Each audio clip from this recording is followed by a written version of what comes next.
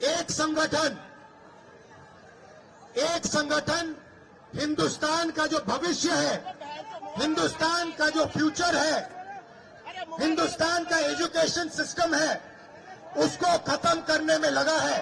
उस इंस्टीट्यूशन, उस संगठन का नाम आरएसएस है।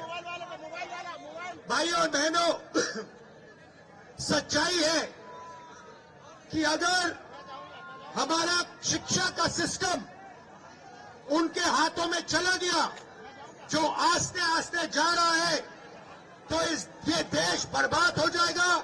इस देश में किसी को रोजगार नहीं मिलेगा और ये देश खत्म हो जाएगा।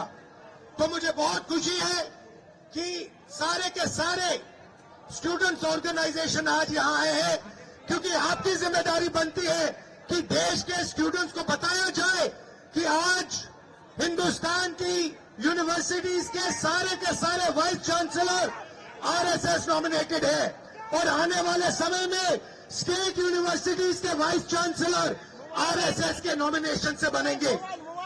ये देश के लिए खतरनाक है और इसे हमें रोकना है। भाइयों और बहनों, देश में सबसे बड़ा मुद्दा बेरोजगारी का है।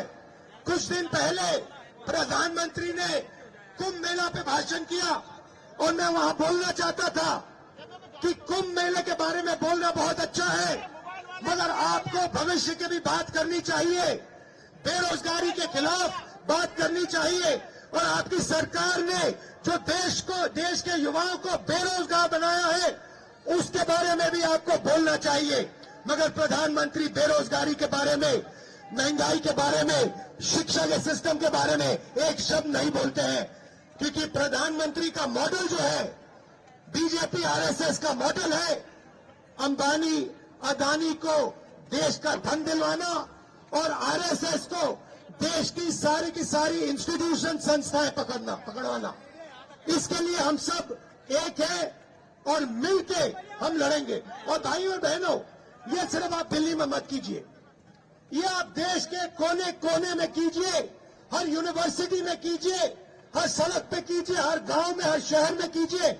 और जहां भी आप मुझे ले जाना चाहते हो, जहां भी मेरी जरूरत होगी, मैं आपके साथ वहां जाने को तैयार हूं।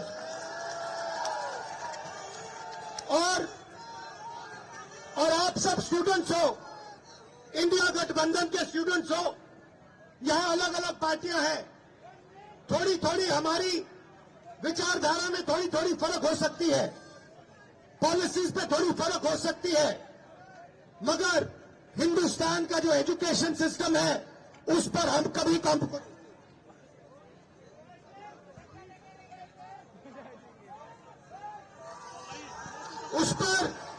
उस पर हम कभी कॉम्प्रोमाइज नहीं करने वाले हैं। उस पर हम कभी कॉम्प्रोमाइज नहीं करेंगे। एक होकर, एक साथ